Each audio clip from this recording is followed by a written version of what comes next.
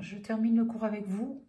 Méthode 4, il s'agit de s'intéresser à deux fonctions f et g. Donc f, c'est la parabole qui sourit et g, c'est la parabole qui fait la moue. Donc on voit leur expression ici. Et on voudrait résoudre f de x égale à g de x. Alors je vais vous mettre un petit peu de couleur, ce sera plus simple. Donc on s'intéresse en fait à l'endroit où les images sont les mêmes par f et par g. Donc c'est très facile à remarquer, hein, c'est là où les deux courbes se coupent. Donc on lit toujours, là on lit une image de 2, mais attention c'est pour x égale à 0. Et là on lit une image d'à peu près quelque chose, mais attention on lit ici c'est pour x égale à 1,5. Donc les solutions de l'équation f de x égale à g de x sont 0 et 1,5. Voilà. Donc, vous vous contentez de chercher les abscisses des points d'intersection des deux courbes. Ensuite, quand est-ce que les images par F sont lues en dessous des images par G? Donc, il aurait fallu remettre en couleur, vous le faites. Les images par F sont les ordonnées des points de la courbe verte. Les images par G sont les ordonnées des points de la courbe bleue. Donc, on va chercher quand est-ce que la courbe verte est en dessous de la courbe bleue pour les valeurs de x que l'on va rechercher sur l'axe des abscisses. Donc, on cherche les abscisses des points d'intersection aux endroits où la courbe verte est en dessous de la bleue. Et donc, on se situe évidemment entre les deux points d'intersection et la verte passe dessous la bleue entre 0 et 1,5. Donc, on répond, f de x est strictement inférieur à g de x pour x compris entre 0 et 1,5. Mais attention, ouvert, on ne prend pas les valeurs qui font que les images sont égales parce que là, c'est inférieur strict. On peut résoudre ce problème aussi d'intersection sur la calculatrice. Alors, vous faites rentrer sur votre calculatrice les deux fonctions.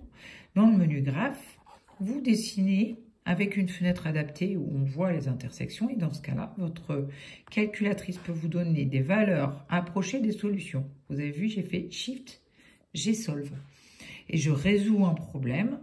Alors, cette fois-ci, je ne vais pas chercher xcal pour calculer un antécédent ni ycal pour calculer une image, mais je cherche l'intersection des deux courbes. Je me place ici, donc, et je trouve une intersection en x égale à 0, dont l'image est 2, et une intersection en x égale à 1,5. Voilà, je ressors, je retourne sur mon cours.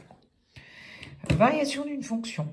Alors, on en a déjà parlé, lorsque l'ordre est conservé, si 1 est plus petit que 2 et que a de 1 est plus petit que a de 2, ça veut dire que les valeurs de l'R augmentent.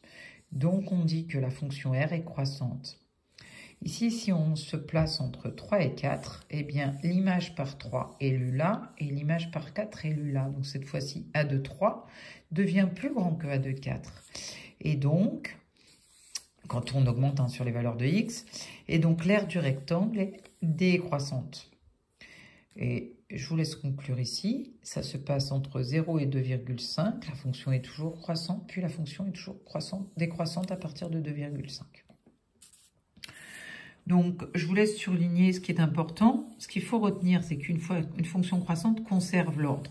Là, si vous avez a inférieur à b, on conserve f de a inférieur ou égal à f de b. On considère qu'il peut y avoir quand même des valeurs égales.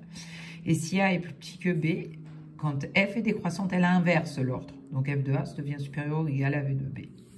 Si ça reste égal, c'est une fonction constante. Donc ce qu'il faut retenir, c'est ça, c'est très important.